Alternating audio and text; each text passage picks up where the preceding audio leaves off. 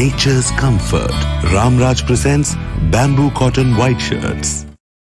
சின்ன வயசுல நீங்க வந்து அரசியலுக்கு வரணும் அப்படின்லாம் நினைச்சதுண்டா? இல்ல இது ரொம்ப ரொம்ப ஆக்சிடென்ட். அதுவும் போய் கம்யூனிஸ்ட் கட்சிக்கு போறானே, அங்கே போய் ஒன்று சம்பாதிக்க கூட முடியாத, வெட்டியால் போயிடும் அப்படின்ற முறையில் தான் எங்கள் அப்பாவுக்கு ஒரு இப்போ சொல்லப்பட்ட 40 வருஷமாக இதில் பயணம் பண்ணுறேன் சார்.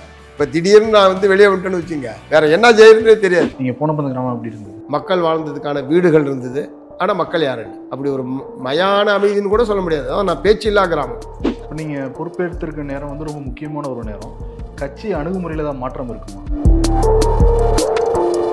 விடுதலை படம் அந்த மாதிரி ஒரு படத்தை எடுக்கிறதுக்கு ரொம்ப துணிச்சல் வேணும். அது தமிழ்நாடு மாதிரியான ஒரு மாநிலத்தில் எடுக்கிறது. இப்போ கேரளாவில் அந்த மாதிரி படம் எடுத்தால் அது ஒரு செய்தி இல்லை. அந்த படம் மார்க்சியம் வந்து பேசிச்சு சார். இருந்தால் கூட கட்சிக்காரங்க பெரிய லெவலில் எடுத்துகிட்டு போய் சேர்க்கலை. 100 நாள் நடத்துறதா அவங்க தான் சொன்னாங்க.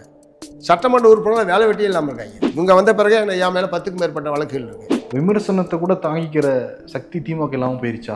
அதாவது ஒரு பொற்கால ஆட்சி நடக்கும்போது இவங்க அனாவசியமாக குறைஞ்சல் கொடுத்துட்டு இருக்காங்க அப்படின்னு ஒரு வேலை அவங்க நினைக்கிறாங்களே. விகடனர்களுக்கு வணக்கம். உறுதியான கள போராளி சிபிஎம் கட்சியின் இப்போதைய மாநில செயலாளர் பே. சண்முகம் சார் கூட தான் பேச போகிறோம். சார் வணக்கம். வணக்கம். உங்களை சந்திச்சதில் ரொம்ப சந்தோஷம் சார். ரொம்ப மகிழ்ச்சி. எனக்கு ரொம்ப மகிழ்ச்சி. விகடனோட பேசுறதுல எனக்கு ரொம்ப மகிழ்ச்சி. இந்திய மாணவர் சங்கம் தொடங்கி மிக நீண்ட பயணம் உங்களுடையது. இப்போது மாநில செயலாளராக பதவி ஏற்றிருக்கீங்க. இந்த தருணத்தை எப்படி பார்க்குறீங்க? இல்லை, ஒரு 40 ஆண்டு கால அரசியல் பயணத்தினுடைய ஒரு தொடர்ச்சி தான் இது. இது ஒன்றும் எனக்கு புதுசு இல்லை. இந்திய மாணவர் சங்கமாக இருந்தாலும், அதுக்கப்புறம் மலைவாழ் மக்கள் சங்கம், அதுக்கப்புறம் தமிழ்நாடு விவசாயிகள் சங்கம், அதனுடைய தொடர்ச்சியாக இப்போ மார்க்சிஸ்ட் கம்யூனிஸ்ட் கட்சியுடைய மாநில செயலாளர் என்பது இது முழுக்க முழுக்க கட்சி சார்ந்த அரசியல் பணியாக இருக்கும். அதுதான் ஒரு வித்தியாசமே தவிர மற்றபடி ஒரு நீண்ட பயணத்தினுடைய ஒரு தொடர்ச்சி தான் இப்போ மாநில செயலாளராக தேர்ந்தெடுக்கப்பட்டிருப்பது என்பது அதோட ரொம்ப ஒரு மகிழ்ச்சியான ஒரு நிகழ்வு தான் இது. என்னுடைய கட்சியினுடைய மாநில செயலாளர்ன்றது ஒரு மிக முக்கியமான பொறுப்பு தான். அது விழுப்புரத்தில் நடைபெற்ற மாநில மாநாட்டில் அதுக்கு நான் தேர்வு செய்யப்பட்டிருக்கின்றது ரொம்ப மகிழ்ச்சிகரமான ஒரு விஷயந்தான். சின்ன வயசில் நீங்கள் வந்து அரசியலுக்கு வரணும் அப்படின்லாம் நினச்சதுண்டா? இல்லை இது ரொம்ப ரொம்ப ஆக்சிடென்ட்டு. அரசியலுங்க எங்கள் குடும்பத்தில் அப்பா அம்மாவுக்கும் அரசியலுக்கும் சம்மந்தமே இல்லை. ஓட்டு போடுறது ஒன்று மட்டும் தான் அவங்க செஞ்சுருக்காங்க. நான் வந்து ஒரு கல்லூரியில் ஏற்பட்ட ஒரு சம்பவத்தை ஒட்டி ஒரு பெண்ணை வந்து சஸ்பெண்ட் பண்ணுறாங்க. ஒரு ஃபஸ்ட் இயர் ஸ்டூடெண்ட்டை ஒரு ஒன்றும் இல்லாத காரணத்தை சொல்லி நிர்வாகம் வந்து சஸ்பெண்ட் பண்ணுது. ஏன்னா நம்மளோட படிக்கிற ஒரு பொண்ணை வந்து இப்படி அநியாயமாக சஸ்பெண்ட் பண்ணுறாங்களேன்ற முறையில் தான் அந்த பிரச்சனை நான் வந்து தலையிட்டேன். அப்படி தான் அது நுழைஞ்சது. அப்புறம் அடுத்தடுத்து எஸ்எஃப்ஐனுடைய மாவட்ட செயலாளர், மாநில செயலாளர், மாநில தலைவர், இப்படியே அந்த பயணம் போய் அப்புறம் கட்சி விவசாய சங்கம், மலைவாழ் மக்கள் சங்க தலைவராக ஆகிற மாதிரி ஆயிடுச்சு. அரசியல் நுழையணுன்ற பெரிய திட்டமிட்ட ஒரு ஏற்பாடு. நான் அப்படி வரணுன்னா ஒரு அரசியல் பின்புலம் உள்ள குடும்பமாக இருக்கணும். நான் முழுக்க பெருவளநல்லூர்னு ஒரு பக்கா கிராமம். அது அப்பா அம்மா என்ன பண்ணிகிட்டு இருந்தாங்க? அப்பா அம்மா விவசாய தொழிலாளி தான். எங்கள் ஊர் பெரிய ஊர், வளமான ஊர், நல்ல ஊர். ஆனால் எல்லா வளமான ஊர்லேயுமே ஏழ்மையில் இருக்கிறவங்க இருப்பாங்க, வசதியில் இருக்கிறவங்க இருப்பாங்க. அங்கே எங்கள் ஊரில் வந்து ரெட்டியார்கள்ட்ட ஒட்டுமொத்த நில உடைமை என்பது ரெட்டியார்கள் கையில் தான் இருந்தது அப்போ. அதனால் மற்றவங்க பூராவுமே விவசாய தொழிலாளிகள் தான். ஸோ ஒரு விவசாய தொழிலாளி குடும்பத்துலேருந்து வந்திருக்கவங்க தான். நீங்கள் வீட்டுக்கு எத்தனை பசங்க? நான் ஒரே ஒரு பையன், எங்கள் அக்கா 2 பேர். ஓ, அக்கா 2 பேர். ஆமாம். இப்போ நீங்கள் மகன்கிற முறையில் அரசியலுக்கு வர போகிறேன், போராட்டம் போக போகிறேன் அப்படின்னா வீட்டில் எப்படி எடுத்துக்கிட்டாங்க? முதல்ல எடுத்துக்கிட்டாங்க? இல்லை, அவ்வளோ சுலபமாலாம் ஏற்றுக்கல. அதுவும் போய் கம்யூனிஸ்ட் கட்சிக்கு போகிறானே, அங்கே போய் ஒன்றும் சம்பாதிக்க கூட முடியாத, வெட்டியால் போயிடும் அப்படின்ற முறையில் தான் எங்கள் அப்பாவுக்கு ஒரு கட்டத்தில் அவர் தெரிஞ்சுக்கிட்டார். நான் கல்லூரியில் போராட்டம் நடத்துறது, இது பண்ணுறது. நான் ஒரு முறை தேர்தல் வேலைக்காக போகும்போது கடிதம் வந்து ஆளே காணா போயிட்டான்னு இது பண்ணது. ஸோ இந்த மாதிரி இது பூரா சேர்ந்து நான் கம்யூனிஸ்ட் கட்சியில் வேலை செய்கிறேன், ஏதோ போராட்டம்லாம் நடத்திக்கிட்டு இருக்கிறான்றது அவங்களுக்கு தெரியும். ஆனால் ஒரு முழு நேரமாக இந்த மாதிரி அரசியலில் முழு நேர பணியாக, ஏன்னா அவங்க வந்து ஒரே பையன், ஒரு விவசாய தொழிலாளி குடும்பம்.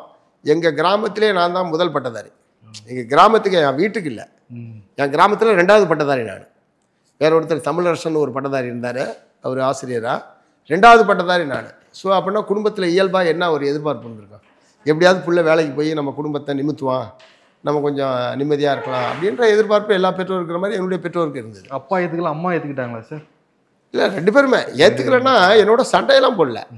என்னப்பா அதையும் பார்த்துக்கிட்டு இதையும் பார்க்கக்கூடாதா, ஏதாவது ஒரு வேலைக்கு, இப்படி தான் அவங்களுடைய இது இருந்ததே தவிர. ஏன்னா நான் ஒரு செல்லப்பிள்ளை, ஒரே பையன், செல்லப்பிள்ளை. அதனால் வந்து கடிமையாலாம் என்கிட்ட வந்து அவங்க அப்படியெல்லாம் அவங்க ஒன்றும் பேசலை. பட் இதையும் பார்த்துட்டு அதையும் பார்க்கலாம். நம்ம குடும்பம் இருக்கிற நிலைமை தெரியாதா, ஏன் அப்படி நீ வந்து முழுசாக அரசியல் நிறைய பேர் அரசியலில் இருக்கிறானே. இப்போ திமுக அதிமுக அரசியலில் இருக்கவங்களாம் தொழில் பண்ணிக்கிட்ட அரசியலையும் தொழிலாக பண்ணிகிட்டு இருப்பாங்க. இப்போ கம்யூனிஸ்ட் கட்சி அப்படி கிடையாது. இப்போ முழுநேர ஊழியர்னால் முழுக்க முழுக்க அது மட்டும் தான் செய்ய முடியும், அதுதான் செய்கிறோம். வேறு சொல்லப்போனால் முழுநேர ஊழியர்லேருந்து விடுவிச்சுன்னு வச்சுங்க, வேறு வேலை வெட்டியே தெரியாது எங்களுக்கு. இப்போ சொல்லப்போனால் 40 வருஷமாக இதில் பயணம் பண்ணுறேன் சார். இப்போ திடீர்னு நான் வந்து வெளியே வந்துட்டேன்னு வச்சுங்க, வேறு என்ன செய்யறதுனே தெரியாது. எனக்கு தெரிஞ்ச ஒரே இதுதான் வந்து ஆக்சிடென்ட்டாக வந்துட்டீங்க. ஆமாம், கொஞ்சம் தூரம் வந்தோடனே இளமை காலம் வரப்போ என்னைக்காவது திரும்பி ஐயோ நம்ம தெரியாமல் இதுக்குள்ள வந்துட்டோம்னு நினச்சிருக்கீங்க? இல்லை, நிச்சயமாக கிடையாது. ரொம்ப சரியான ஒரு பாதையை தேர்ந்தெடுத்திருக்கிறோம். நம்மளால் அந்த மக்கள் மனங்களில், அந்த மக்கள் முகங்களில் ஏற்படுகிற மலர்ச்சி, ஒரு பாதிக்கப்பட்டவனுக்கு ஒரு தீர்வை ஏற்படுத்தி தரக்கூடிய அந்த இது, இந்த மக்கள் நம்மளை கொண்டாடுறது. ஸோ அதனால் ஒரு கணம் கூட ஐயோ இப்படி ஆகிப்போச்சா அப்படின்னு நான் வந்து திரும்பி பார்க்குற பிரச்சனையே இல்லை. ஒரு பொருளாதார மிகுந்த மன மகிழ்ச்சியோடும் இன்னும் தீவிரமாக செயல்பட வேண்டும் என்கிற முறையில் தான் ஒவ்வொரு இன்சிடெண்ட்டும் என்னை வந்து ஊக்கப்படுத்தியிருக்கதே தவிர ஐயோ இப்படி தப்பு பண்ணிட்டோமோ கொஞ்சம் யோசிச்சிருக்கலாமா அப்படின்ற மாதிரி ஒரு கணம் கூட நினைச்சது இல்லை. நிறைய மிரட்டல்லாம் சந்திச்சிருப்பீங்களே, நிறைய மிரட்டல் இருக்கப்போயும் எல்லா இதுலையும். அதெல்லாம் எப்படி மாணவர் சங்க பணியில் உறுதியா எப்படி எதிர்கொள்ளும்? மாணவர் சங்க பணியில் இருக்கும்போது நடந்திருக்கு, மலைவாழ் மக்கள் சங்க பணியில் இருக்கும்போதும் அந்த மாதிரி மிரட்டல். ஏன் வாச்சாத்தியிலேயே நிறைய நடந்திருக்கு அந்த மாதிரி. வனத்துறை தரப்புல இருந்து, காவல்துறை தரப்புல இருந்து வாச்சாத்தி சம்பவத்தில் தலையிட்ட போது கூட நான் வந்து பாதுகாப்பு இல்லாமல் வாச்சாத்திக்க போனது கிடையாது. அந்த பகுதியில் அங்கே அந்த மாவட்டத்துக்கு மட்டும், தருமபுரி மாவட்டத்தில் பயணம் பண்ணுகிற போது கிட்டத்தட்ட தோழர்கள் பாதுகாப்போட ஆயுதங்களோட தான் போயிருக்கேன். அந்த நான் வந்து ஏன்னா அந்த மாதிரியான ஒரு, ஏன்னா எல்லாருமே அரசாங்க அதிகாரிகள், போலீஸு, காவல்துறை அதிகாரிகள். ஸோ இயல்பாக அவங்க என்ன வேணாலும் செய்ய முடியும், ஒட்டுமொத்த அரசாங்கத்தையும். ஸோ அதனால் ஒரு பாதுகாப்புன்றதோடு தான் நான் வந்து பயணம் பண்ணியிருக்கேன். சார் அந்த சம்பவம் எப்போ உங்களுக்கு முதல்ல தெரிய வருது? எப்போ அந்த கிராமத்துக்குள்ள நீங்கள் போகிறீங்க? வாச்சாத்தி இது அது சம்பவம் நடந்தது 1992 ஜூன் மாதம் 20, 21, 22. நாங்கள் போனது ஜூலை மாதம் 14ஆம் தேதி. இதுக்கு இடையில் இங்கே மலைவாழ் மக்கள் சங்கத்துடைய எல்லா மலைகள்லேயும் அமைப்பை உருவாக்குவதற்கான ஒரு மாநாட்டை தமிழ்நாடு பூராமே நடத்திட்டு இருந்தோம். ஸோ அந்த மாதிரி ஒரு மாநாடு சித்தேரி மலையில், சித்தேரி என்கிற கிராமத்தில் நடந்த போது இந்த வாச்சாத்திலேருந்து தப்பிச்சு வந்த 2 பேரும் அந்த மாநாட்டுக்கு வந்திருந்தவங்க தலைவர்கள் பேசுகிறத பார்த்துட்டு அவங்க வந்து தானாக முன் வந்து இந்த மாதிரி வாச்சாத்தி கிராமத்தில் இப்படிலாம் நடந்து போச்சு, ஊரில் யாருமே இல்லை, பொம்பளை பிள்ளைங்க ஆம்பளைங்க எல்லாத்தையும் 200 பேர் ஜெயிலில் போட்டு வச்சுருக்காங்க, ஆடு மாடெல்லாம் கொண்டு போய் சந்தையில் விற்றுட்டாங்க, பொம்பளை பிள்ளைங்களாம் கெடுத்துறாங்க, புத்தாம் பொதுவாக தான் இப்படி ஒரு இதை வந்து அவங்க அதில் சொல்கிறாங்க. ஸோ இவங்க சொல்கிறத மட்டும் வச்சுக்கிட்டு உடனே தலையிட முடியாது. அதனால் நேரடியாக அந்த கிராமத்துக்கு போகிறதுன்ற முறையில் ஜூலை மாதம் 14ஆம் தேதி நாங்கள் போய் அதுலேருந்து ஜூலை 92 ஜூலை 14 எப்படி இருந்தது? நீங்கள் போனப்போ அந்த கிராமம் எப்படி இருந்தது? அதான் கிராமத்தில் யாருமே கிடையாது, ஒரு பேச்சில்லா கிராமமாக அது வந்து இருந்தது. கிராமம் இருந்தது, மக்கள் வாழ்ந்ததுக்கான சுவடுகள் இருந்தது, மக்கள் வாழ்ந்ததுக்கான வீடுகள் இருந்தது, ஆனால் மக்கள் யாரும் இல்லை. அப்படி ஒரு மயான அமைதின்னு கூட சொல்ல முடியாது. அதான் நான் பேச்சில்லா கிராமம், அதுதான் பொருத்தமான ஒரு வார்த்தைன்னு நான் நினைக்கிறேன். அந்த மாதிரி தான் அந்த கிராமம் என்பது இருந்தது. ஸோ அதுக்கு பிறகு நாங்கள் தலையிட்ட பிறகு அப்புறம் அது சிபிஐ விசாரணைக்கு உள்ளாக்கப்பட்டு இப்போ கிட்டத்தட்ட 33 வருஷமாக அந்த வழக்கு இன்னமும் தொடர்கிறது. அது இந்தியாவில் இருக்கக்கூடிய ஜுடிஷியல் சிஸ்டத்தில் இருக்கிற பிரச்சனை. ஏன்னா அந்த வழக்கு வந்து மாவட்ட நீதிமன்றத்தில் வழக்கு முடியறதுக்கே 19 வருஷம் ஆச்சு, ஜட்ஜ்மெண்ட் வரதுக்கே 19 வருஷம் ஆச்சு. இல்லைன்னா நீதிபதி லீவு போடுறாரு, இல்லைனா வக்கீல் லீவு போடுறான், இல்லைனா சாட்சி லீவு போடுறான்.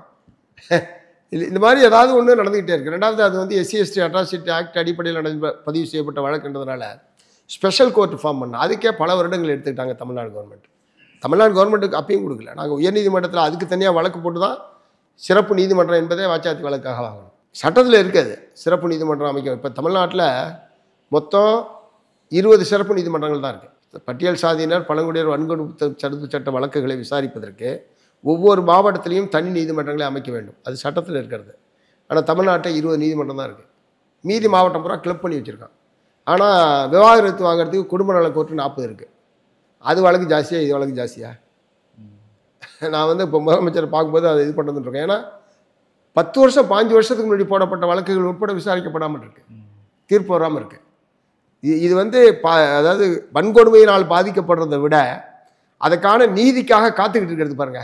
10 வருஷம் 5 வருஷம் எவ்வளோ பெரிய கொடுமை அது. கொடுமை, ரொம்ப கொடுமை. அங்கே நீதிமன்றத்தில் கேட்டால் என்ன சொன்னேன், சார் பல நூற்றுக்கணக்கான வழக்கு இருக்குது, நாங்கள் என்ன பண்ண முடியும், படிப்படியாக தான் எடுக்க முடியும் அப்படின்னா. கொலை வழக்கு உட்பட 10 வருஷம் 5 வருஷத்துக்கு முன்னாடி நடந்த கொலை வழக்கு உட்பட இந்த ஸ்பெஷல் கோர்ட் இல்லாதனால நீதி தீர்ப்பு என்பது வராமல் இருக்கு. ஸோ அது ஒரு முக்கியமான பிரச்சனையாக நான் வந்து பார்க்குறேன்.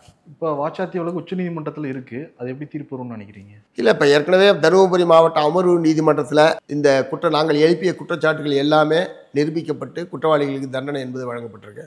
அவங்க குற்றவாளிகள் தரப்பில் உயர்நீதிமன்றத்துக்கு மேல்முறையீட்டுக்கு வந்து உயர்நீதிமன்றமாக அது அப்படியே மாவட்ட நீதிமன்றத்தினுடைய தீர்ப்பை அப்படியே ஏற்று கூடுதலாக அப்போ இருந்த எஸ்பி கலெக்டர் இவங்க 2 பேர்த்து மேலேயும் கடுமையான நடவடிக்கை எடுக்கணும்னு அடிஷ்னலாக தீர்ப்பு சொல்லியிருக்காங்க.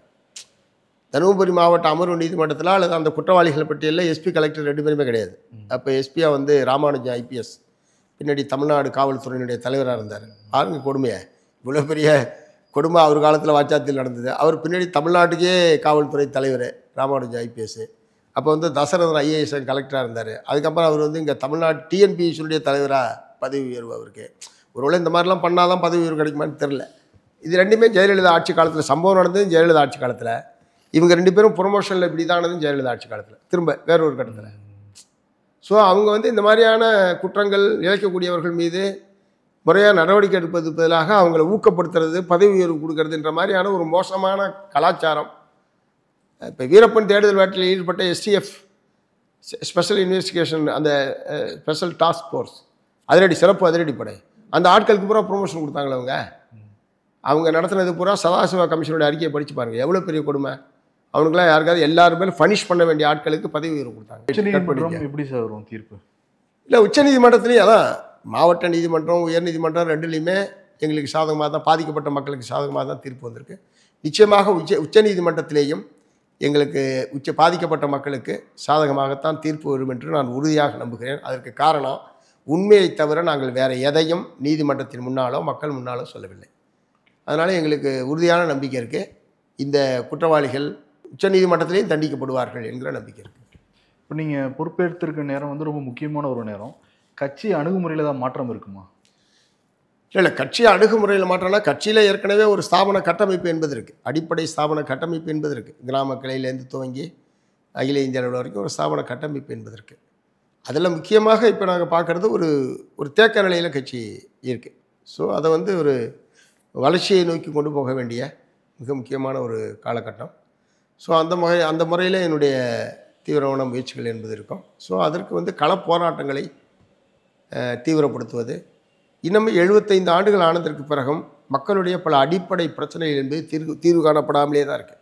இப்போ உதாரணத்துக்கு தமிழ்நாட்டில் 1949 இலவச மனைப்பட்டா வழங்குறதுன்றதை ஆரம்பிச்சிருக்காங்க. எப்போ? 1949. இப்போ என்னாச்சு? 75 வருஷம் ஆச்சு, இன்னமும் மனைப்பட்டா பிரச்சனை தெரியல. ஆனால் ஆண்டுதோறும் அரசாங்கம் மனைப்பட்டா கொடுத்துக்கிட்டே தான் இருக்குது. யாரும் கொடுத்தாங்கன்னு தான் தெரில. ஆவணத்தில் பார்த்தா பட்டா கொடுத்து தான் இருக்குது, அங்கே போய் பார்த்தா பட்டாவே இல்லைன்னு போராட்டம் நடந்துக்கிட்டே இருக்குது. ஒரு உதாரணத்துக்காக சொல்கிறேன், ஒவ்வொரு குடும்பம் இருந்தால் அதுக்குன்னு ஒரு சொந்த இடம்னு வேணும்ல, ஒரு வீடுன்னு ஒன்று வேணும்ல, ஒரு கௌரவமாக நாகரிகமாக ஒரு குடும்பம் நடத்தணும்னா அதுக்கான ஒரு உத்தரவாதமே இல்லை. 75 வருஷம் ஆச்சு, 49லேருந்து கொடுத்துட்ருக்கான். ஸோ இந்த மாதிரியான பல அடிப்படை பிரச்சனைகள் என்பது தீர்க்கப்படாத பிரச்சனைகள் என்பது இருக்குது. ஸோ அந்த மாதிரியான பிரச்சனைகள் மீது களப்போராட்டங்களை அதிகப்படுத்துவது என்ற முறையில் எங்களுக்கு ஆதரவான ஒரு தளத்தை விரிவுபடுத்துவதற்கான ஒரு முயற்சி என்பது நாங்கள் மேற்கொள்ளலான் இருக்கோம். இளைஞர்கள் வந்து சிபிஎம் கட்சியை கவனிக்கிறாங்கன்னு நினைக்கிறீங்களா? நிச்சயமாக கவனிக்கிறாங்க. இப்போ உதாரணத்துக்கு விடுதலை படம் வந்ததில்ல, இப்போ விடுதலை படம் கம்யூனிஸ்ட் கட்சியினுடைய வரலாறு, கம்யூனிஸ்ட் இயக்கம் என்பது தமிழ்நாட்டில் எப்படியெல்லாம் இதாச்சு என்பதை மையப்படுத்திய ஒரு படம். இது ரொம்ப வரவேற்கிறது. ஏன்னா அந்த மாதிரி ஒரு படத்தை எடுக்கிறதுக்கு ரொம்ப துணிச்சல் வேணும். அது தமிழ்நாடு மாதிரியான ஒரு மாநிலத்தில் எடுக்கிறதுக்கு. இப்போ கேரளாவில் அந்த மாதிரி படம் எடுத்தால் அது ஒரு செய்தி இல்லை. ஏன்னா அது ஏற்கனவே கம்யூனிஸ்ட் கட்சி வலுவாக இருக்கிற மாதிரினா கம்யூனிஸ்ட் ஆளு குறைவாக. தமிழ்நாடு போன்ற மாநிலத்தில் கம்யூனிஸ்ட் இயக்கம் எப்படியெல்லாம் அதனுடைய வரலாறுகளை உள்ளடக்கியதாக ஒரு படத்தை வெளியே கொண்டு வர்றது என்பது சாதாரண விஷயம். உண்மையிலேயே வெற்றிமாறனை ரொம்ப பாராட்ட வேண்டிய ஒரு விஷயம், ஒரு துணிச்சலான முயற்சி தான் அது. ஒருவேளை அது ஃபெயிலியராக இருந்தால் அவர் என்ன ஆயிருப்பாருன்னு தெரில. உண்மையிலே அது வெற்றிகரமாகவும் ஓடி இருக்கு. அதில் வந்து பார்த்திங்கன்னா ஏராளமான இளைஞர்கள் அதை கவனிக்கக்கூடிய ஒன்றாகவும், என்கிட்டயே நிறைய பேர், சார் உங்கள் வாச்சாத்திய படம் எடுத்துருக்காங்கன்னு எத்தனை பேர் ஃபோன் பண்ணியிருக்காங்க. உங்கள் சிதம்பரம் பத்மினி இது பண்ணதை தான் சார், அந்த பெண்ணை இதுலேருந்து இது பண்ணுற மாதிரி பண்ணியிருக்காங்க சார், எல்லாம் உங்கள் கதை தான் சார். இப்படிலாம் நிறைய இளைஞர்கள் வந்து எங்கள்கிட்ட பார்க்கும்போது ஃபோன் பண்ணும்போது எல்லாம் பண்ணியிருக்காங்க. அந்த படம் மேக்ஸிமம் வந்து பேசிச்சு சார். இருந்தால் கூட கட்சிக்காரங்க பெரிய லெவலில் எடுத்துகிட்டு போய் சேர்க்கல, இடதுசாரிகள் எடுத்துகிட்டு போய் சேர்க்கல அப்படின்னு கூட சொன்னாங்க. அது இருக்கு. ஆனால் பொதுவாக இல்லை, நீங்கள் இந்த இளைஞர்கள் கேட்டிங்களா, இடதுசாரி கருத்தியல் சார்ந்த ஒரு ஈர்ப்பு இளைஞர்கள் மத்தியில் இருக்க தான் செய்யுது. பட் எங்கே போகிறது, யார் அதுக்கு பொருத்தமானவங்க அப்படின்றதுல அவங்களுக்கு தேர்வு செய்கிறதுல ஒரு சின்ன பிரச்சனை இருக்கிற மாதிரி தான் படுது. இப்போ எங்களோனைக்கு பெருசாக அவங்க ஒன்றும் ஆயிரக்கணக்கில் வந்துடல. இளைஞர்கள் வருகை ஒரு குறைவாக தான் இருக்குது. அந்த இளைஞர்கள் வருவது என்பது தான் கட்சிக்கு எதிர்காலம், இடதுசாரி கருத்தியலுக்கு உயிரோட்டமாக இருக்கிறதுக்கே அது ரொம்ப முக்கியம். ஸோ அதில் நாங்கள் கவனம் செலுத்தும். ஆட்சியில் பங்கு அப்படிங்கிறது இப்போ அதிகமாகிட்டே இருக்குது, அந்த குரலுங்கிறது அதிகமாகிட்டே இருக்குது. அதில் உங்கள் நிலைப்பாடு என்ன? இல்லை எங்களை பொறுத்த வரைக்கும் சார், இந்த மாதிரி முதலாளித்துவ கட்சிகளோடு தொகுதி உடன்பாடு நாங்கள் வச்சுக்குவோமே தவிர அவங்களுடைய ஆட்சியில் அதிகாரத்தில் பங்கு கேட்கறது என்பது எங்களுடைய கொள்கைக்கு நேர் எதிரானது. ஏன்னா அவங்க கொள்கையை தான் நடைமுறைப்போம். ஏன்னா அவங்க தான் மெஜாரிட்டி. அவங்க கொள்கையை நடைமுறைப்படுத்துவதனுடைய ஒரு பங்காளியாக நாங்கள் இருக்கிறதுக்கு எப்போதுமே விரும்ப மாட்டோம். கேரளாவில் கூட்டணி அரசு இருக்குன்னா அது எங்கள் தலைமையிலான அரசு. அதில் உள்ள இடதுசாரிகள் ஜனநாயக அமைப்புகள் மட்டுமே இருக்கக்கூடியது. முதலாளித்துவ கட்சிகள் எதையும் நாங்கள் வந்து அதில் சேர்த்துக்கிறது இல்லை. அந்த மாதிரியான தன்மை இருந்தால் நாங்கள் வந்து அதில் சேருவோம். இப்போ திமுகவுடையோ அதிமுகவுடையோ அல்லது மற்ற பல கட்சிகளுடையோ தொகுதி உடன்பாடு மட்டும்தான். அந்த தேர்தல் வெற்றிக்கான அவங்க இருக்கிற பலம், எங்களுக்கு இருக்கிற பலம் ஒரு தொகுதி உடன்பாடை தவிர ஆட்சியில் பங்கு அதிகாரத்தில் பங்கு என்பதெல்லாம் எங்களுடைய இதில் எப்போதுமே கிடையாது. அவங்களோட அவங்களே கொடுத்த கூட வேணான்னு சொல்லுவீங்க போல இருக்கே. அப்படி தானே நாங்கள் வந்து ஜோதி பாசு பிரைம் மினிஸ்டர் பதவியே தேடி வந்ததே, வேணான்னு சொல்லிட்டோமே. அதை விட பெரிய பதவி தான் இருக்கா இந்தியாவில்? பிரைம் மினிஸ்டர் பதவியே வந்ததே, நாங்கள் வேணான்னு தானே முடிவு எடுத்தோம். பிரைம் மினிஸ்டர் பதவியே வேண்டாத போது இங்கே வந்து ஒரு அமைச்சர் பதவி வந்து என்ன ஆக போகுது?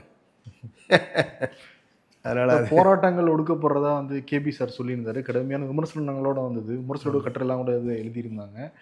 விமர்சனத்தை கூட தாங்கிக்கிற சக்தி திமுக இல்லாமல் போயிருச்சா?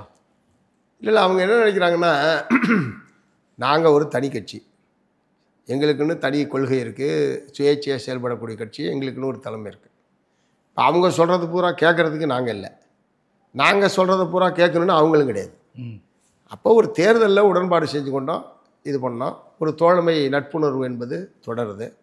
அவங்க மக்களுக்கு சாதகமான சில நடவடிக்கைகளை எடுக்கும் போதெல்லாம் நாங்கள் வரவேற்றிருக்கிறோம், பாராட்டியிருக்கிறோம். மக்களுக்கு எதிரான நடவடிக்கையில் ஈடுபடுகிறது ஒரு கட்சி என்கிற முறையில் எங்களுடைய எதிர்ப்பை, எங்களுடைய கண்டனத்தை நாங்கள் வந்து வெளிப்படுத்தியிருக்கிறோம். அதாவது இடிப்பாறை இல்லா யாமரா மன்னன் கெடுப்பாரில்லானும் கெடும் அப்படின்னு ஒரு திருக்குறள் இருக்குது. அது எதுக்கு வச்சுருக்கான்? தோழமையாக இருந்தாலும் அவங்க தப்பு பண்ணால் இடித்துரைப்பது எடுத்துரைப்பது என்கிற முறையில் நாங்கள் சொல்கிறது மூலமாக தான் அவங்களை நெறிப்படுத்த முடியுமே தவிர, நாங்கள் அப்படியே வாயை மூடிக்கிட்டு அவங்களுக்கு வேடிக்கை பார்த்துக்கிட்டு நீங்கள் என்ன செஞ்சாலும் நல்லா பண்ணுறேண்ணா, நல்லா தப்பு பண்ணுறேண்ணா அப்படி நான் சொல்ல முடியாது. ஸோ எங்களுடைய கடமை தான் மனப்போக்கம் இருக்கிற மாதிரி தெரியல திமுக. உடனே கடும் விமர்சனங்கள் அவங்க கொடுத்தாங்க. இல்லை அவங்க வந்து புரிதலில் இருக்கிற பிரச்சனை. உதாரணத்துக்கு இப்போ அது வந்து அன்னைக்கு தோழர் கே பாலகிருஷ்ணன் வந்து ஒரு அறிவிக்கப்படாத அவசர நிலை தமிழ்நாட்டில் நிலவுகிறதா அப்படின்னு ஒரு கேள்வியை பொதுக்கூட்டத்தில் எழுப்பினாங்க. அதை ஒட்டி தான் அதுக்கு அடுத்த நாள் நீங்கள் சொல்கிற மாதிரி விமர்சனம் வந்து ரொம்ப ஹார்டான வார்த்தை கூட இருக்குங்க. அதாவது நான் தான் சொல்கிறேன், வார்த்தையை சொல்லிட்டேன். அறிவிக்கப்படாத அவசர நிலை நிலவுகிறதா என்னன்னா, எந்த போராட்டத்துக்குமே இங்கே அனுமதி தர மாட்டேன்றாங்க காவல்துறை. போராடுகிற உரிமையை அரசியல் சாசனம் வழங்கியிருக்கு. திமுகவோ அதிமுகவோ காங்கிரஸோ கொடுக்கறதில்ல. அரசியல் சாசனம் எப்போ உருவாக்கப்பட்டது? அரசியல் சாசனத்துடைய பிரிவு 19 இந்த மாதிரி போராடுவதற்கான உரிமையை, ஒன்று கூடுவதற்கான உரிமையை அரசியல் சாசனம் அடிப்படை உரிமையாக மக்களுக்கு வழங்கியிருக்கு. போராட்டத்தை தடுக்கிறதுக்கு ஆளுங்கட்சிக்கு எந்த உரிமையும் கிடையாது. வேணா என் கோரிக்கையை நீங்கள் ஏற்றுக்காம போங்க, நீங்கள் போராடுப்பா, ஆனால் அதெல்லாம் ஏற்றுக்க முடியாதுன்னு சொல்லுவாங்க, அது வேறு விஷயம். போராடவே கூடாதுன்னு சொல்கிறதுக்கு உங்களுக்கு என்ன ரைட் இருக்குது? அப்படின்னா என்னுடைய குறைகளை, எனக்கு இருக்கிற கோரிக்கைகளை அரசனுடைய கவனத்துக்கு பொது வெளியில் கொண்டு வரதுக்கு எனக்கான வழி என்ன இருக்குது? அதுதானே அது. போராட்டம் நடத்துறதுனால எல்லாத்தையும் செஞ்சிட போறீங்களா நீங்கள்? பட் இதில் ஒரு நியாயம் இருக்குன்றதை மக்கள் மத்தியில் நான் வெளிப்படுத்துவதற்கான ஒரே வழி எனக்கு அதுதானே. ஆனால் இன்றைக்கி சட்டசபையில் என்ன சொல்லியிருக்காருன்னா, எல்லாருக்கும் நாங்கள் அனுமதி கொடுக்குறோம், அறவழியில் போகிறோன்னா அனுமதி கொடுக்க தான் செய்கிறோம், சட்டத்துறை அமைச்சரும் சொல்லியிருக்காரு, முதலமைச்சர் வந்து சட்டசபையில் இந்த அறவழின்னா என்ன நான் கேட்குறேன். இந்த அறவழி போராட்டம்னு போடுறதுனாலேயே அது அறவழியா? என்ன அது அறவழி? எங்கள் போராட்டம்னு நாங்கள் எங்களுக்கு தெரிஞ்ச சில போராட்டத்தை வச்சுருக்கோம். உண்ணாவிரதம், ஆர்ப்பாட்டம், ஊர்வலம், மறியல், தர்ணா, இந்த மாதிரி முற்றுகை, இந்த மாதிரி சில வடிவங்களை நாங்கள் வச்சுருக்குறோம். இதில் எது அறவழி, அறம் அல்லாத வழி எது? ஸோ இந்த அறவழின்னு அவங்க சொல்கிறதுனாலேயே அதெல்லாம் அறவழி, மற்றதெல்லாம் இப்போ உதாரணத்துக்கு எங்கள் மாநாட்டை ஒட்டி ஒரு ஊர்வலம், அது அறவழியானதா அறம் அல்லாத ஒரு வழி? அது சொல்லுங்கள். அறவழி ஊர்வலம் அதுக்கு ஏன் அனுமதி தரல? அதுக்கு ஏன் அனுமதி தரலன்னு கேட்குறேன். ஒன்றும் இல்லைங்க, இப்போ நான் என்னுடைய இதில் நடந்த சம்மதம் சொல்கிறேன். கட்சி வளர்ந்துரும்னு பயப்படுறாங்களோ திமுக? இல்லை அப்படிலாம் வந்து கட்சி வளர்ந்துடும் அவங்க பயப்படுறது இல்லை. அதாவது ஒரு பொற்கால ஆட்சி நடக்கும்போது இவங்க அனாவசியமாக குடைச்சல் கொடுத்துட்டு இருக்காங்க அப்படின்னு ஒரு வேளை அவங்க நினைக்கிறாங்களே என்னமா. இங்கே பொற்கால ஆட்சி நடந்துகிட்டு இல்லை இருக்கு. இங்கே உண்மையிலேயே பொற்கால சிபிஎம் வந்து தேவையில்லாமல் குறைச்சல் கொடுத்துட்டு இருக்காங்க அப்படின்னு நினைக்கிறாங்க. எனக்கு தெரியல. இல்லை நாங்கள் நீங்கள் எது பொற்கால ஆட்சின்னு சொல்லுவீங்க, பொற்காலம்னு சொல்லுவீங்க, எது வேணாலும் நீங்கள் சொல்லுவீங்க. உங்களை பொறுத்தவரைக்கும் என்ன ஆட்சி நடக்குதுங்க? மக்கள் வந்து எங்களுடைய கவனத்துக்கு கொண்டு வர பிரச்சனை, அல்லது நாங்கள் வச்சிருக்கிற கோரிக்கைகள், அல்லது நீங்கள் கொடுத்த வாக்குறுதிகள். திமுக ஒரு தேர்தல் வாக்குறுதியில் ஒரு பெரிய புஷத்தை அடித்து வீடு வீடாக கொண்டு போய் கொடுத்துருக்காங்க. எல்லா கிராமத்தில் உட்பட இரவானத்தில் சொருகி வச்சுருக்கான். நீங்கள் தான் வீடு வீடாக கொண்டு போய் சேர்த்தீங்க. 505 வாக்குறுதி அதில் கொடுக்கப்பட்டிருக்கு. நீங்கள் சொன்ன வாக்குறுதியை நிறைவேற்றிட்டு தான் பல போராட்டம் தமிழ்நாட்டில் நடந்துட்டுருக்கு. நீங்கள் சொன்னதை எங்கள் இதை பூரா நீங்கள் ஏற்றுக்கணும்னு அவசியம் கிடையாது. ஏன்னா நீங்கள் கொள்கை வேறு, எங்கள் கொள்கை வேறு. இல்லை அவங்க என்ன சொல்கிறாங்க, நாங்கள் நிறைவேற்றி முடிச்சிட்டோம்னு சொல்லிட்டாங்க சார். 100%, 95%. வேணா நான் வந்து ஒரு 2 நாள் டைம் கொடுங்க, அதை எடுத்து எதெல்லாம் பெண்ணிக்கு. உதாரணத்துக்கு அரசு ஊழியர் ஆசிரியர்கள் எதுக்கு போராடிட்டு இருக்காங்க? பழைய பென்ஷன் வேணும். அது நிறைவேற்றாங்களா? இப்போ விவசாயிகள் நாங்கள் போராடிட்டு இருக்கோம். எதுக்கு போராடிட்டு இருக்கோம்? நெல்லுக்கு 2500 தரதா சொன்னாங்க குவிண்டாலுக்கு, கரும்புக்கு 4000 தரதா சொன்னாங்க. இது பூரா அறிக்கையில் இருக்கிறது. அவங்க தான் சொல்கிறேன் நான். நிறைவேற்றுறாங்களா? அப்புறம் எப்படி எல்லாத்தையும் நிறைவேற்றுறாங்கன்னு சொல்கிறீங்க நீங்கள்? ஆமாம், சட்டமன்றமே 100 நாள் நடத்த போகிறதா சொன்னாங்க. சட்டமன்றமே 5 நாள் 2 நாள் 15 நாள் இல்லை ஆண்டுக்கு 100 நாள் அதில் போட்டிருக்கிறது. ஆனால் கடந்த ஆண்டு, அதாவது 2024 15 நாள் தான் நடந்திருக்கு. கேரளாவில் 65 நாள் நடந்திருக்கு. 100 நாள் நடத்துகிறதா அவங்க தான் சொன்னாங்க. சட்டமன்ற உறுப்பினர்கள் வேலை வெட்டியே இல்லாமல் இருக்காங்க. என்ன அவங்களுக்கு வேலை இருக்கு? சட்டமன்றமே இல்லை. சட்டமன்ற உறுப்பினர் ஊர்லேயே சும்மா உட்காந்துக்கிட்டு இருக்காங்க. 15 நாள் மட்டும் தான் வருஷத்துக்கு யோசிச்சு பாருங்க. ஆனால் சம்பளம் மாதம் மாதம் உண்டு. மற்றவங்களாம் வேலை செய்யாமல் இருந்தால் சம்பளம் தந்துடுவானா? ஆனால் எம்எல்ஏக்களுக்கு 15 நாள் மட்டும் தான் வருஷத்தில் சட்டமன்றம், மாதம் மாதம் சம்பளம். இதெல்லாம் என்ன நியாயம்? ஜனநாயக கட்சின்னு வந்து சொல்கிறாங்க. மேபி வந்து சட்டமன்றம் நடத்தினா மக்களுக்கு பிரச்சனை வெளிப்படையாக தெரிஞ்சிடும்னு சொல்லி நடத்தாமல் இருக்காங்களா? இல்லை இவங்க தான் என்ன நம்ம சொன்னாலும், என்ன எதிர்கட்சிகள் அங்கே பேசினாலும், பிரச்சனைகள் பேசினாலும், இவங்களும் ஒரு பெரும்பான்மை இருக்கிற ஆட்சி என்கிற முறையில் அவங்க அதை சமாளிப்பாங்க, இது பண்ணுவாங்க. அது ஒரு பிரச்சனை இல்லை. பட்டு அது ஒரு சட்டமன்றத்தை கூடுதல் நாட்கள் நடத்த வேண்டும், அவங்க சொன்ன அடிப்படையில் நடத்த வேண்டும் என்கிற ஒரு அக்கறை என்பது இல்லை. மற்றபடி செலவாயிடும் போக்குவரத்துன்றதெல்லாம் உண்மை கிடையாது. அதெல்லாம் அப்படிலாம் பார்க்குற ஒரு நிர்வாகமாக அது அதெல்லாம் ஒன்றும் கிடையாது. இப்போ கொடுத்த வாக்குறுதியில் நிறைவேற்றலை நீங்கள் சொல்கிறீங்க. திமுக இப்போ 2026 கூட்டணி பலது நிறைவேற்றிருக்காங்க, பலது நிறைவேற்றலை. ரெண்டு இருக்குது. ஆமாம், சுத்தமாக எதுவுமே செய்யலைன்னு சொல்ல முடியாது. ஆமாம், இப்போ கூட்டணியில் மாற்றம் ஏற்படும் அப்படிங்கிற மாதிரி பல பேர் சொல்ல ஆரம்பிச்சிருக்காங்க. இல்லை கூட்டணியில் மாற்றன்றதே கிடையாதுங்க. அது அதாவது அவங்களுடைய காவல்துறை அணுகுமுறையில் இருக்கிற பிரச்சனையை நாங்கள் வெளிப்படுத்தியிருக்கிறோம். அந்த அணுகுமுறையில் மாற்ற வேண்டும். காவல்துறை அணுகுமுறையை மாற்றிக்கொள்ளவில்லை என்றால் முதலமைச்சர் அவர்கள் தலையிட்டு அதை சரி செய்ய வேண்டும். சட்டத்துக்கு விரோதமான முறையில் காவல்துறையாக இருந்தாலும் ஆட்சியாளர்களாக இருந்தாலும் யாராக இருந்தாலும் நடந்து கொள்வது என்பது சரியில்லை. இப்போ சட்டத்துக்கு விரோதமாக அவங்க காவல்துறை வந்து இப்போ பார்த்துங்க, இன்றைக்கி பேப்பரில் பார்க்குற திமுக மேலேயே வழக்கு போட்டாங்களாம். திமுக மேலே வழக்கு போகிறது செய்தி இல்லை, அவங்க நாளைக்கு அதை வாபஸ் வாங்கிக்குவாங்க. ஆனால் எங்கள் மேலேலாம் பல நூற்றுக்கணக்கான வழக்குகள் இருக்குது. இவங்க வந்த பிறகு என் மேலே 10க்கும் மேற்பட்ட வழக்குகள் இருக்குது. இவங்க ஆட்சிக்கு வந்ததுக்கு பிறகு என்ன சொல்கிறேன், என்னுடைய வாழ்நாள் இருக்கிற வழக்கு 2021 அப்புறம் இவங்க வந்ததுக்கு பிறகு இந்த இப்போ ரீசெண்டாக திருவள்ளூரில் நான் போராட்டம் நடத்தினல, அடுத்த நாள் செய்தி வந்துருக்கு பாருங்கள். கலெக்டர் எங்களோட பேசி பேச்சுவார்த்தைக்கு வர சொல்லி பேசி பிரச்சனையே முடிஞ்சு போச்சு. அவர் அந்த கோரிக்கையை நிறைவேறி போச்சு. ஆனால் காவல்துறை வழக்கு போட்டிருக்கு. 135 பேர் மேலே வழக்குன்னு எஸ்பி செய்தி கொடுக்குறது. காவல்துறை மந்திரிக்கு தெரிஞ்சு நடக்குதுங்கிறீங்களா இல்லை காவல்துறை தன்னிச்சையாக செயல்படுதுன்னு நினைக்கிறீங்களா? காவல் இல்லை எங்களை மாதிரி ஆள் மேலே வழக்கு போடும்போதெல்லாம் அப்படிலாம் மேலே இருக்கவங்களுக்கு தெரியாமல் வழக்கு போட்டுவாங்கன்னு நினைக்கிறேன். இப்போ எங்கேயோ ஒரு சாதாரண குற்றவாளிகள் மீது வழக்கு போடும்போது இது பண்ணுறதுன்றது வேறு. இப்போ எங்களை மாதிரி ஆள் மீதுலாம் வழக்கு போடும்போது மேலே இருக்கிற அதிகாரிகளுக்கெல்லாம் தெரியாமல், உயர்மட்டத்தில் இருக்கவங்களுக்கு தெரியாமலாம் போடுறதுக்கு வாய்ப்பு இல்லை. போட்டு வச்சுக்குவோம், நல்லது கெட்டதுக்கு உதவும் அப்படின்ற ஒரு அணுகுமுறை, தொலைநோக்கு பார்வை. ஒரு பின்னாடி ஒரு வேளை வேறு மதுவான இதாக இருந்தால் இது சட்டப்படி தான்றவருக்கு எடுத்துக்கலாம்ல. ஆமாம், அதனால் எல்லாமே சட்டப்படி தான் நடக்குது. தொலைநோக்கு பார்வை கொண்ட அரசாக இருக்குது. ஆமாம், இது எல்லாமே சட்டப்படி தான் நடக்குது. ஓகே, நீண்ட நாட்களாக சிபிஐ சிபிஎம் இணையணும்னா பேசிக்கிட்டு இருக்காங்க. அதுக்கான காலகட்டம் வந்துருச்சுன்னு நினைக்கிறீங்களா? இப்போ இடதுசாரிகளுக்குள்ள ஒரு ஒன்றுபட்ட கூட்டு நடவடிக்கைகள் என்பது மாநில அளவிலேயும் அகில இந்திய அளவிலேயும் அதிகரிச்சிருக்கு. இப்போ எங்களுடைய விழுப்புரம் மாநாட்டில் இது ஒரு அணியாக இடதுசாரிகளுக்குள்ள ஒரு அணியை உருவாக்குவது என்று நாங்கள் தீர்மானிச்சிருக்கோம். அணின்னா இந்த தேர்தல் அரசியலோடு அதை நினச்சிக்காதீங்க. ஒரு இடதுசாரி கருத்தியலை வலுப்படுத்தக்கூடிய வகையிலேயும் இடதுசாரிகள் மக்களுடைய உழைக்கும் மக்களுடைய பல்வேறு பிரச்சனைகள் மீது கூட்டாக செயல்படுவதற்கான ஒரு மாற்று கொள்கைகளை, இடதுசாரி கொள்கைகளை மாற்றாக முன்வைத்து செயல்படுவதற்கான முறையில் ஒரு இடதுசாரி ஜனநாயக அணியை உருவாக்குவது என்று நாங்கள் விழுப்புரம் மாநில மாநாட்டை முடிவு பண்ணியிருக்கோம். இப்போ என்னென்னா, உடனடியாக எங்களுக்கு வந்து எங்களுடைய அகில இந்திய மாநாடு மதுரையில் நடக்க போகுது. 24வது அகில இந்திய மாநாடு வரக்கூடிய ஏப்ரல் 2ஆம் தேதியிலேருந்து 6ஆம் தேதி வரைக்கும் மதுரையில் நடைபெற இருக்குது. ஸோ உடனடியாக அடுத்த 2 மாதத்துக்கு எங்களுக்கு முதன்மையான பணியாக அந்த பணி என்பது இருக்குது. அது முடிஞ்சதுக்கு பிறகு இந்த இடதுசாரி ஜனநாயக அணியை உருவாக்குவதற்கான ஒரு தீவிரமான முயற்சிகளை நாங்கள் வந்து மேற்கொள்வோம். இது சம்பந்தமாக ஆரம்ப கட்டமாக இப்போ வந்து இந்திய கம்யூனிஸ்ட் கட்சியோட நாங்கள் வந்து இந்த மாதிரி ஒரு முடிவு எடுத்துருக்கோன்றதை அவங்களுக்கு தோழர் முத்தரசன் அவர்களிடத்தில் தெரிவிச்சிருக்கோம். இந்த மாநாட்டு பணிகள் முடிஞ்சோன்னா அது தீவிரமடையும். அது நிச்சயமாக இடதுசாரிகளை பலப்படுத்துவதற்கான ஒரு நல்ல முயற்சியாக அது இருக்குன்னு நான் நம்புகிறேன். தேசிய அளவில் இடதுசாரிகளோட குரல் வந்து கொஞ்சம் கொஞ்சமாக தேஞ்சிக்கிட்டே தான் வருது. எங்கே மிஸ் ஆச்சுன்னு நினைக்கிறீங்க? தவறு இல்லை நீங்கள் வந்து அது நாங்கள் எங்கள் குரல் வந்து என்ன சொன்னீங்க, குரல் சரிஞ்சிக்கிட்டு வருதா? சரிஞ்சிக்கிட்டு இருக்குன்னு சொன்னீங்க. அது வந்து நீங்கள் தேர்தல் அரசியல்லேருந்து சொல்கிறீங்கன்னு நினைக்கிறேன். அதாவது சட்டமன்றத்தில் நாடாளுமன்றத்தில் எங்களுடைய எண்ணிக்கை குறைந்ததை வைத்துக்கொண்டு எங்களுடைய குரல் சரிந்து விட்டதா? எங்களை விட வலுவாக குரல் கொடுக்குற வேற ஒரு கட்சியை சொல்லுங்கள். தேசிய அளவிலும் சரி தமிழ்நாட்டிலையும் சரி, எங்களை விட வலுவாக மக்கள் பாதிக்கப்படக்கூடிய பிரச்சனைகள் மீது எங்களை விட வலுவாக குரல் எழுப்பக்கூடிய வேற ஒரு சக்தியை சொல்லுங்கள். நீங்கள் களத்தில் நின்று குரல் கொடுக்குறீங்க. இருந்தாலும் கூட சட்டம் இயற்ற அந்த நாடாளுமன்றத்தில் சட்டசபையில் போய் குரல் கொடுத்தா தானே நிச்சயமா சட்டமன்ற நாடாளுமன்றத்தில் எங்களுடைய பலம் அதிகரிக்க வேண்டும் என்பதில் நீங்கள் சொல்றதுல 100% உடன்படுறேன். 2006ஆம் ஆண்டு ஐக்கிய முற்போக்கு கூட்டணி 1 அரசாங்கம் டாக்டர் மன்மோகன் சிங் அவர்கள் பிரதம மந்திரியாக பதவியேற்ற அந்த 1 அரசாங்கத்தில் இடதுசாரிகள் 63 பேர் வெளியிலிருந்து ஆதரித்ததுனால பல புதிய சட்டங்கள், மக்களுக்கு சாதகமான சட்டங்கள் உருவாக்கப்படுவதற்கு அது காரணமாக இருந்தது. நிச்சயமாக அந்த பலம் என்பது இப்போ 100 நாள் வேலை திட்டமாக இருக்கட்டும், வன உரிமை சட்டமாக இருக்கட்டும், தகவல் வரி உரிமை சட்டமாக இருக்கட்டும், அனைவருக்கும் கல்வி கட்டாயம் என்கிற சட்டமாக இருக்கட்டும், இது பூரா அந்த பீரியடில் வந்தது தான். அதில் இடதுசாரிகளுடைய அழுத்தம் என்பது அதான் குறைந்தபட்ச செயல் திட்டம்னு ஒன்று உருவாக்கி அதை நீங்கள் செய்யுங்க. ஸோ அந்த முறையில் நாங்கள் வந்து ஒரு அழுத்தம் கொடுத்தோம். அது பலது நடந்திருக்கு. அதனால் அது கட்டாயம் தேவை.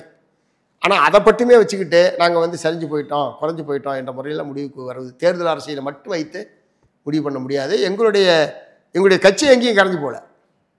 எங்களுடைய கட்சி அமைப்புகள் அப்படியே தான் இருக்குது. வெகுஜன செல்வாக்கு என்பது குறைந்திருக்கு. ஸோ அதை அதிகப்படுத்த வேண்டியது அவசியம் இருக்குது. ஏன்னா 2வது தேர்தல் அரசியல் என்பதே ரொம்ப கார்ப்பரேட் மயமாகி போயிடுச்சு. இப்போ பிரச்சாரமே எப்படி பண்ணணும்னு கார்ப்பரேட்டு தான் கைட் பண்ணுறான் பல கட்சிக்கு. கார்ப்பரேட் மயமாயிடுச்சு, அரசியலே கார்ப்பரேட் மயமாயிடுச்சு. தேர்தல் அதை விட வெளி மாநிலத்திலேருந்து வெளிநாட்டிலேருந்து வந்து இங்கே கைட் பண்ணிட்டு இருக்காங்க தேர்தல் எப்படி நடத்தணும் அப்படின்னு. 50 வருஷமாக தேர்தல் நடத்திட்டு இருக்கிற கட்சிக்கு வெளியிலேருந்து வந்து கைட் பண்ணுறாங்கன்னா அப்போ எப்படி இருப்பாருங்க? அது கார்ப்பரேட் அரசியலாச்சு, தேர்தல் கார்ப்பரேட் ஆகிடுச்சு. ஸோ அதுக்காக பல 100 கோடிக்கணக்கான ரூபாய்களை வாரி இறைப்பது என்கிற அளவுக்கு தேர்தல் வந்து ரொம்ப செலவு.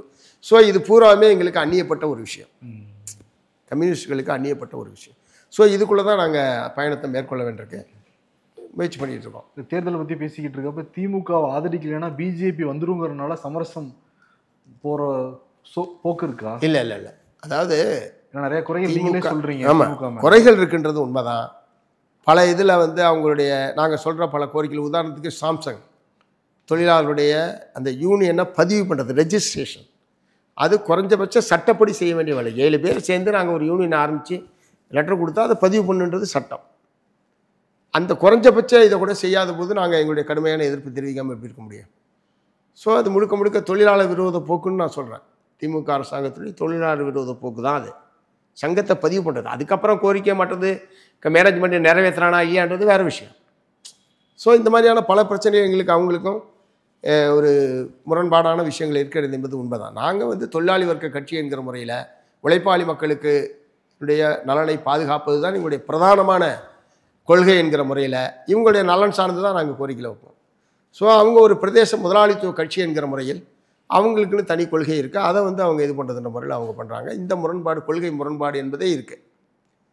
ஸோ அதே நேரத்தில் ஒரு பாசிசத்தன்மை கொண்ட, ஒரு பாசிச போக்கு கொண்ட ஒரு பிஜேபி என்பது மத்தியில் ஆட்சியில் இருக்குது. மக்கள் ஒற்றுமைக்கு ஒரு வேட்டு வைக்கக்கூடிய ஒரு கொள்கையை அவங்க கடைபிடிக்கிறாங்க. இந்துத்துவா கருத்தியலை வந்து எல்லா துறைகள்லையும், இப்போ நேற்று பல்கலைக்கழக மானியக்குழு நேற்று ஒரு பில்லு இது கொண்டு வந்திருக்காங்க பாருங்கள். துணைவேந்தர்களை நியமிப்பதற்கு துணைவேந்தர்கள் யார் என்று தேடுதலுக்கான ஒரு கமிட்டி போடுறதில்ல மாநில அரசாங்கத்துக்கு எந்த ரோலுமே இல்லை.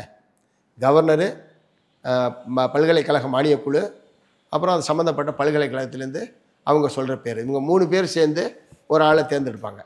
மாநில அரசாங்கம் செலவு பண்ணணும், வேடிக்கை பார்க்கணும், எதுவுமே அதுக்கு ரோல் கிடையாது. என்ன அக்கிரமம்? அதே மாதிரி தேசிய கல்விக் கொள்கையை மாநில அரசாங்கம் ஏற்று அதை நடைமுறைப்படுத்துகிறேன்னா இங்கே கொடுக்கக்கூடிய பட்டங்களே செல்லாது அப்போ என்ன ஒரு அராஜகம் இது?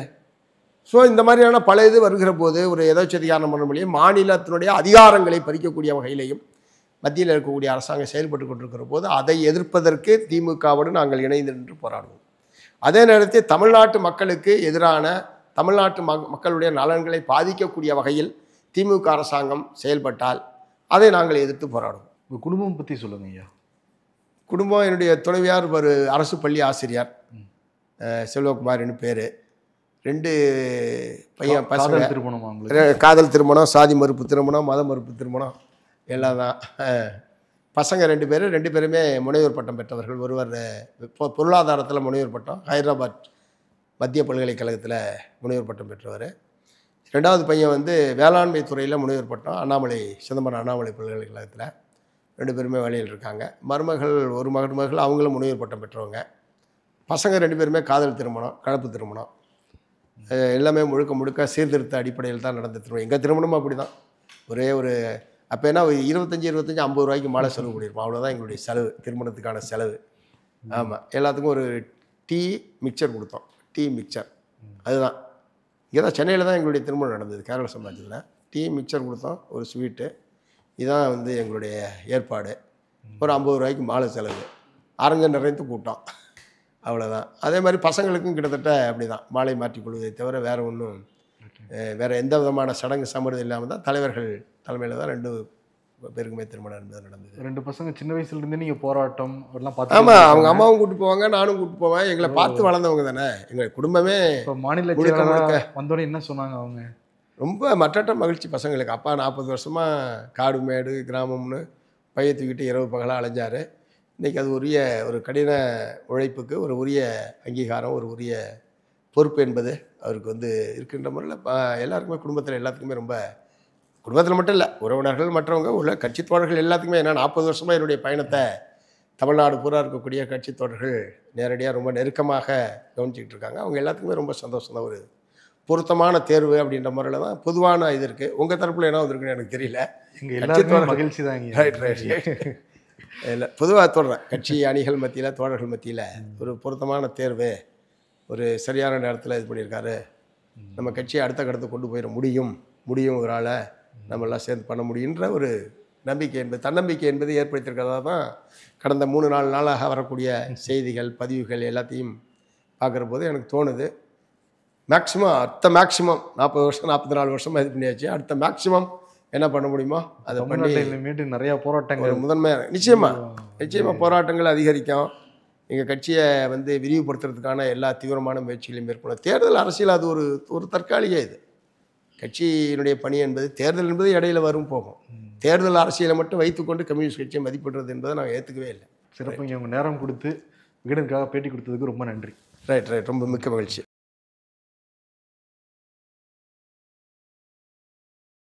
Nature's comfort.